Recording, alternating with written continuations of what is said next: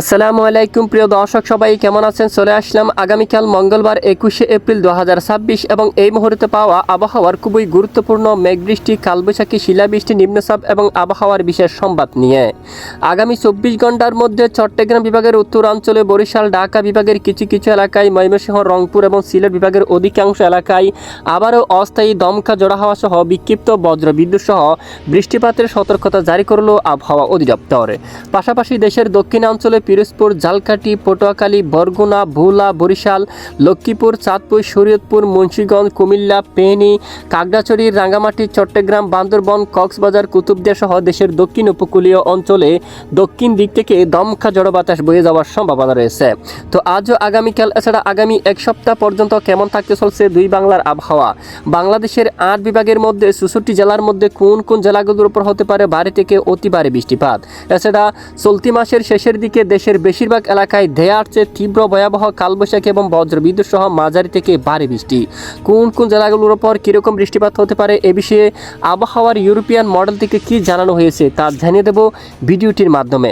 জানতে হলে ভিডিওটি না টেনে শেষ পর্যন্ত দেখবেন। ভালো লাগলে লাইক করে চ্যানেলটি সাবস্ক্রাইব করে পাশের বেল বাটনে ক্লিক করে রাখবেন।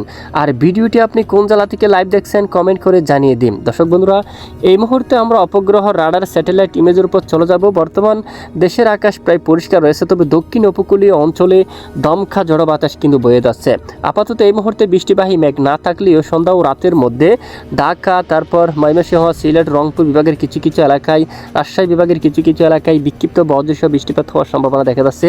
এবং আগামী 24 থেকে 48 ঘন্টার মধ্যে আবারও বিশেষ করে ঢাকা বিভাগের কয়েকটি অঞ্চলে, তারপর কুমিল্লা বা ময়মনসিংহ, সিলেট বিভাগের কিছু কিছু এলাকায় প্রচণ্ড বজ্রবিদ্যুৎ সহ বৃষ্টিপাতের সম্ভাবনা রয়েছে। পাশাপাশি দেশের দক্ষিণ উপকূলীয় অঞ্চলে দমকা ঝড়ো বাতাস বয়ে যাওয়ার সম্ভাবনা রয়েছে। ইতিমধ্যে অলরেডি কক্সবাজার, কুতুবদিয়া, চকরিয়া, চট্টগ্রাম, তারপর এদিকে ফটিকছড়ি, সেনবাগ, মতিরহাট, লালমোহন, তারপর কালাপাড়া, বরিশাল, ঝালকাঠি, পটুয়াখালী, নোয়াখালী, সন্দ্বীপ, হাতিয়া এই অঞ্চলে ঘন্টায় 40 কিলোমিটার পর্যন্ত দক্ষিণ দিক থেকে বাতাস প্রবাহিত হচ্ছে। আগামীকাল মঙ্গলবার 21শে এপ্রিল, আগামীকালও দেশের দক্ষিণ উপকূলীয় অঞ্চলে বিশেষ করে আবারও টেকনাফ থেকে শুরু করে এখানে মহেশখালী, কক্সবাজার, কুতুবদিয়া, চট্টগ্রাম, তারপর ফটিকছড়ি, খাগড়াছড়ি, তারপর এদিকে সন্দ্বীপ, হাতিয়া, তারপর এদিকে দেখুন কুমিল্লা, সেনবাগ, মতিরহাট, বরিশাল, ঝালকাঠি, পটুয়াখালী, লালমোহন, কালাপাড়া উপকূলীয় অঞ্চলে, ফরিদগঞ্জ, এদিকে কুমিল্লা, তারপর আগরতলা, ত্রিপুরা রাজ্যের একাধিক এলাকায় ঘন্টায় 40 কিলোমিটার পর্যন্ত দক্ষিণ দিক থেকে দমকা ঝড়ো বাতাস প্রবাহিত হওয়ার সম্ভাবনা রয়েছে।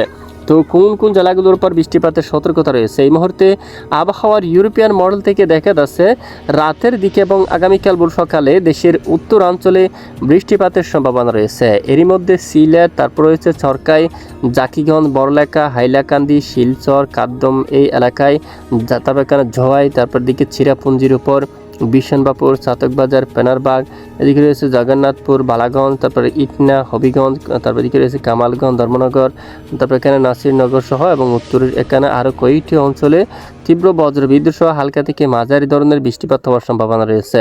আর এদিকে বিশেষ করে পশ্চিমবঙ্গ সহ খুলনা এদিকে আকাশ প্রায় পরিষ্কার থাকতে পারে। যশোর, সাতক্ষীরা, তারপর মেহেরপুর, কাতুয়া এই অঞ্চলের দিকে আকাশ প্রায় পরিষ্কার থাকার সম্ভাবনা রয়েছে। এবং ঢাকা বিভাগের কিছু কিছু এলাকায় আগামীকাল মঙ্গলবার 21শে এপ্রিল বজ্রসহ বৃষ্টিপাত হতে পারে। এদিকে রয়েছে বিশেষ করে এখানে দেখুন শরীয়তপুর, তারপর জিয়ানগর, তারপর এখানে ঢাকা, তারপর এখানে মুন্সিগঞ্জ, দোহার এই অঞ্চলে, হোমনা, এদিকে রয়েছে ব্রাহ্মণপাড়া, ব্রাহ্মণবাড়ি, আগরতলা, তারপর এখানে নরসিংদী এই এলাকার দিকে, তারপর দিকে নাসিরনগর, হবিগঞ্জ, বানিয়াচং সহ এখানে বজ্রবিদ্যুৎ সহ বিক্ষিপ্ত আকারে বৃষ্টিপাত হওয়ার সম্ভাবনা থাকবে বিশেষ করে আগামী মঙ্গলবার 21শে এপ্রিলের মধ্যে।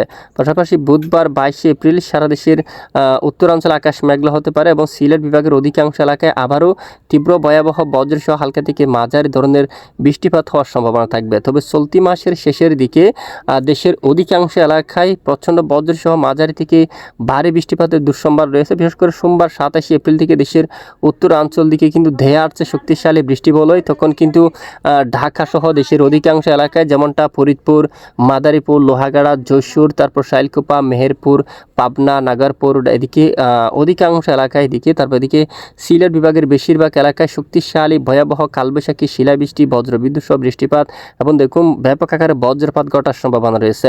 একেবারে চলতি মাসের শেষের দিকে সিলেট বিভাগের অধিকাংশ এলাকায় দেখুন জাকিগঞ্জ, তারপর রয়েছে চরকায়, সিলেট এবং এখানে বিশেষ করে বড়লেখা, তারপর সাতেক বাজার, বিশনবাপুর, চিরাপুঞ্জি সহ একেবারে অধিকাংশ এলাকায়, দেশের উত্তরাঞ্চল অধিকাংশ এলাকায় ভয়াবহ আকারে বজ্রবিদ্যুৎ সহ মাঝারি থেকে ভারী বৃষ্টিপাতের সম্ভাবনা রয়েছে। পাশাপাশি রাজধানী ঢাকা বিভাগের অধিকাংশ এলাকায়, চট্টগ্রাম বিভাগের উত্তরাঞ্চলে, ঢাকা এদিকে রয়েছে ফরিদপুর, তারপরে রয়েছে নাগারপুর, কাপাসিয়ার দিকে, পাবনার দিকে, সিরাজগঞ্জের দিকে, কুমিল্লা, তারপর এখানে অধিকাংশ এলাকা, আগরতলা, তারপর আমবাসা এলাকায় এখানে অধিকাংশ এলাকায় ভয়াবহ শক্তিশালী বজ্রবিদ্যুৎ সহ মাঝারি থেকে ভারী বৃষ্টিপাত হওয়ার সম্ভাবনা রয়েছে। প্রিয় দর্শক, এ হচ্ছে মূলত বৃষ্টিপাতের পূর্বাভাস। আর আপাতত বঙ্গোপসাগর বর্তমান কিছুটা উত্তাল থাকতে পারে, বিশেষ করে এখানে উপকূলীয় অঞ্চলে ঝড়ো বাতাস, দমকা বাতাস বয়ে যাচ্ছে, যার কারণে এখানে সাগর কিছুটা উত্তাল থাকতে পারে। তো পরবর্তী 10 দিনের মধ্যে বঙ্গোপসাগরে নিম্নচাপ বা ঘূর্ণিঝড় তৈরি হওয়ার কোনো সম্ভাবনা নেই। অবশ্যই পরবর্তীতে আপডেট আমরা জানাবো যদি ঘূর্ণিঝড় অথবা নিম্নচাপ তৈরি হওয়ার সম্ভাবনা থাকে। এতক্ষণ আমাদের সাথে থাকার জন্য অসংখ্য ধন্যবাদ।